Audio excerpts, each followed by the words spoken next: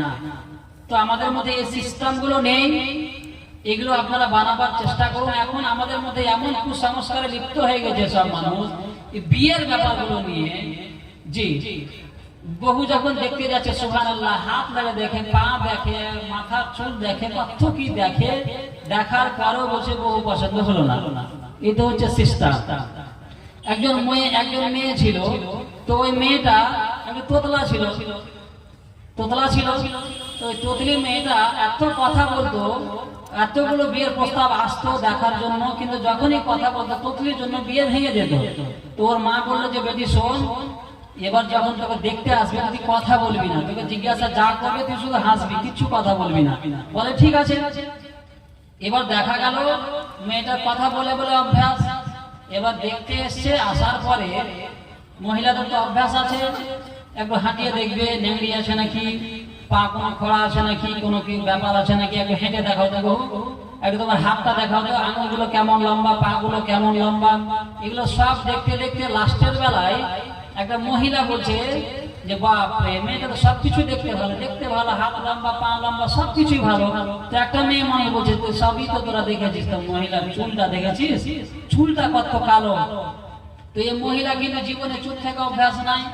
তো এ দেখছে যে বাপরে, আর কিন্তু চুপ থাকা যাচ্ছে না।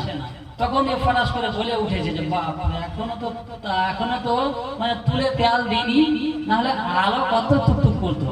সুবহানাল্লাহ। এই ধরনের যখনই তোতলি কথা বলেছে, ওরা বুঝে গেছে যে এ তোতলি মেয়ে আছে, আর বিয়ে হবে না। তো বলার উদ্দেশ্য হচ্ছে যে এখন এরকম সিস্টেম আছে যে চুল দেখছে, তো কত কি দেখছে, এগুলো দেখা চলে না।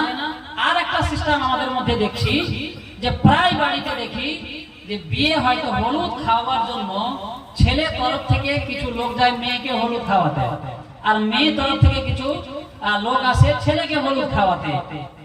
হলুদ একটা ছেলেকে বিয়েতে দেওয়া ফরজ নয়, ওয়াজিবও নয়, জরুরিও নয়, সুন্নাতে মুআক্কাদাও নয়।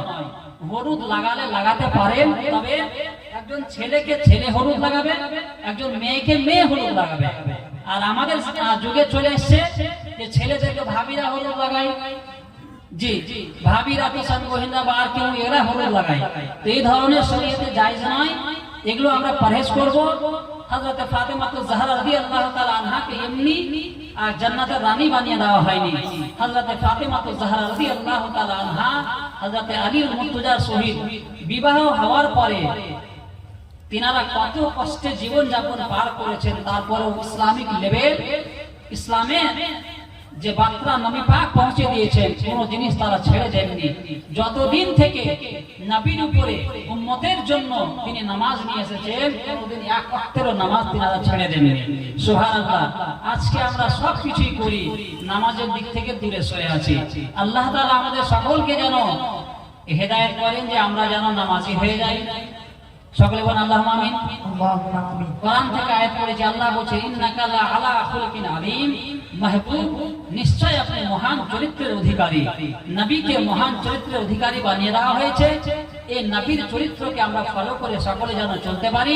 দুরূদ শরীফে আল্লাহ পেশ করেন, আল্লাহুম্মা সাল্লি আলা সাইয়্যিদিনা মাওলানা মুহাম্মদ ওয়া আলা সাইয়্যিদিনা মাওলানা মুহাম্মদ।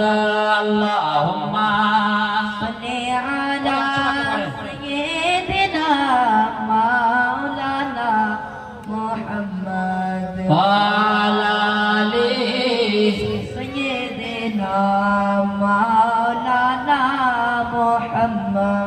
मैं भी देखूं कोई सपना ऐसा आधी रात के बाद, सुभान अल्लाह सुभान अल्लाह, कि मैं भी देखूं कोई सपना ऐसा आधी रात के बाद,